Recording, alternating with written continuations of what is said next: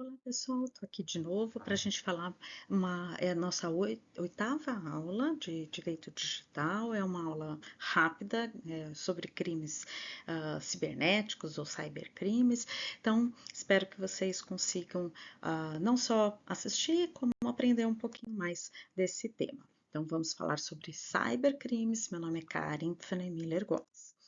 Vamos lá. Quando a gente fala em cybercrimes, é importante, nem todo mundo é da área do direito e conhece um pouco de teoria geral penal ou dentro desse contexto jurídico.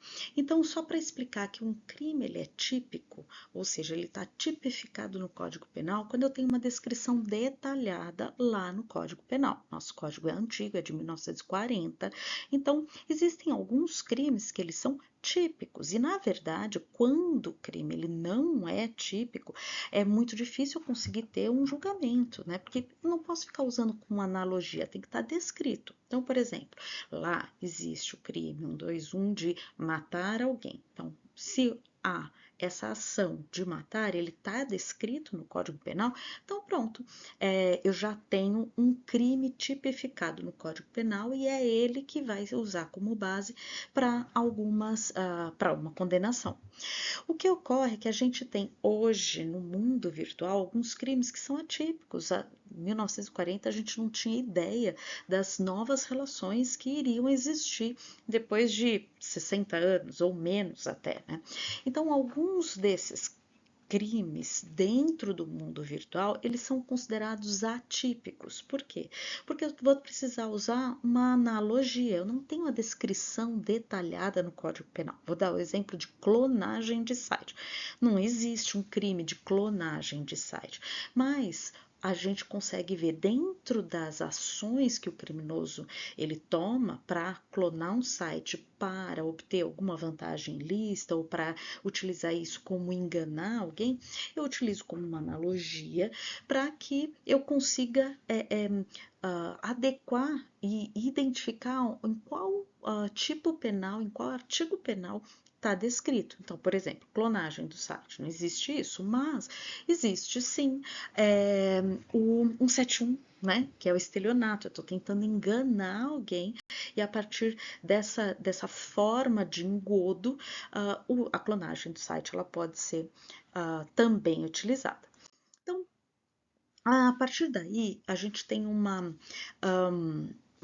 como se fosse uma classificação mesmo desses crimes virtuais. Existem os crimes que eles são considerados puros, porque o objeto do crime é o próprio sistema de computador ou é a própria informação. A conduta criminosa ela recai sobre o recurso tecnológico. Alguns desses crimes que antigamente você não tinha como pegar a pessoa dentro de um tipo penal, ela já está tipificada. Por exemplo, uma alteração não autorizada de um sistema de informação. Ele já está lá no artigo 313B, a gente vai falar sobre ele aqui. Ele é um crime virtual puro. Não existia isso antes. Qual era o crime? O que eu alterava? Não tinha. Então, um crime típico puro, ele é algo novo que foi introduzido no Código Penal. Normalmente tem um B, um A, né? Ele foi introduzido no Código Penal exatamente para tentar conter ou criminalizar algumas ações que antes a gente não conseguia identificar. O crime virtual misto é aquele que eu me utilizo de um sistema de computador para o crime ocorrer, mas o crime já existia. Então, veja lá, eu faço uma intimidação sistemática virtual ou um cyberbullying, esse é um crime virtual misto, porque o bullying já existia, independente da internet, de sistemas de computador, sempre existiu, na verdade. Só que agora a intimidação no ambiente virtual ela está colocada lá no Código Penal. É o artigo 146-A, parágrafo único. Então, ele é considerado um crime misto, um crime virtual misto. E o que é um crime comum? É quando a conduta ela já é crime. Então, por exemplo, a difamação.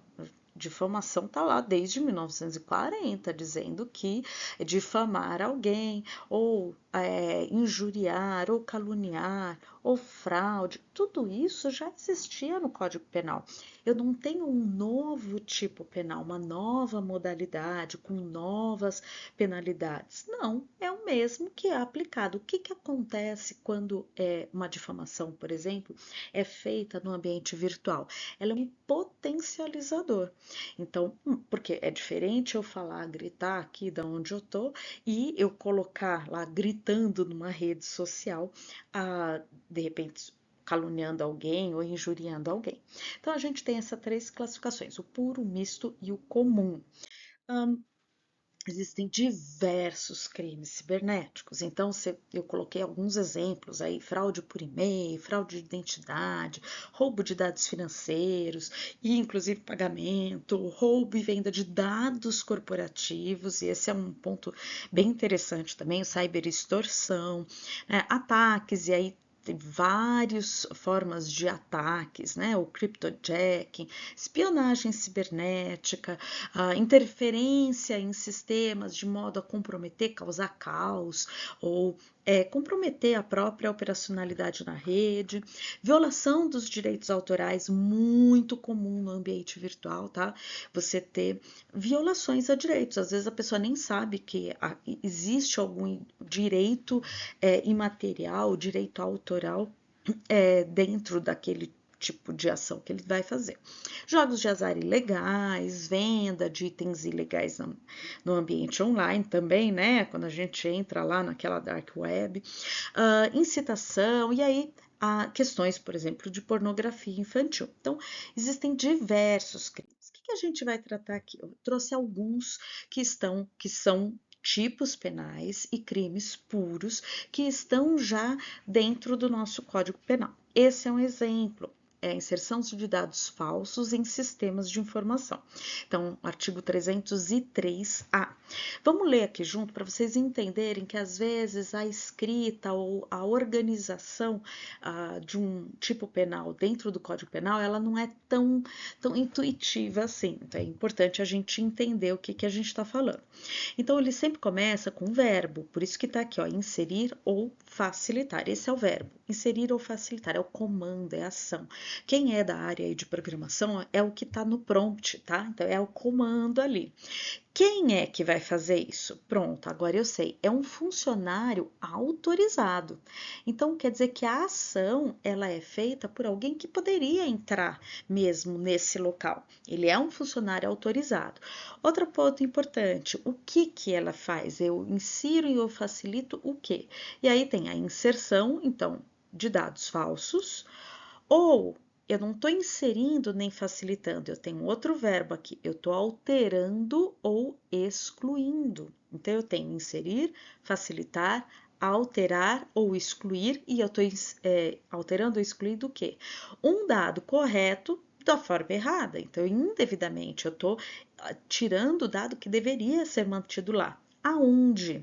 Num sistema informatizado, um banco de dados, e aqui tem um ponto importante, da administração pública. Isso quer dizer que aqui quem pode cometer esse crime é um funcionário público, alguém autorizado, ou um agente público, é alguém que tem lá esse sistema e que poderia entrar nesse sistema. Então, a administração pública, na verdade, ela é uma das vítimas aqui.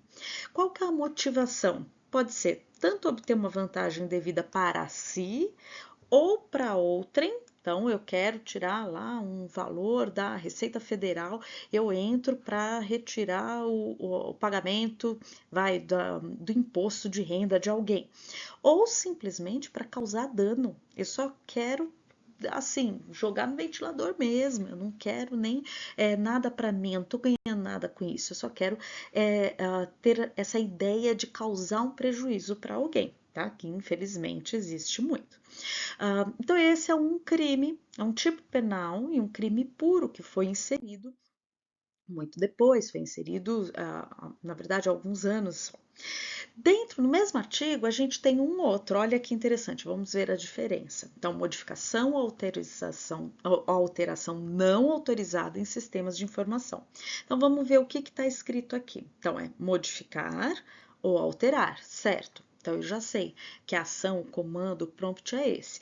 Quem que pode fazer? Quem é que está fazendo isso? É um funcionário. Aqui não está falando necessariamente que é da organização, que é da administração pública, um funcionário. O que que ele vai modificar? Olha aqui que importante, gente. Aqui o sistema, o programa. Então, aqui eu não tinha autorização. Esse funcionário, ele não tinha autorização para mexer nesse programa, mexer nesse sistema, tá? Ou a autorização não era de quem poderia ter dado. E aí ele faz uma modificação ou uma alteração, independente da motivação. Olha que interessante, aqui não importa se a motivação era para causar dano, para obter uma vantagem ilícita. Então veja que são dois artigos diferentes, mas que versam sobre o mesmo tópico, tá? Era isso que eu queria trazer para vocês, era bem rapidinho, não era nada muito complexo, mas era para que vocês pudessem ter aí pelo menos algum conhecimento na área do direito criminal, dentro do direito digital, mas com um aspecto mais de crimes, tá bom? Grande beijo para vocês e até mais!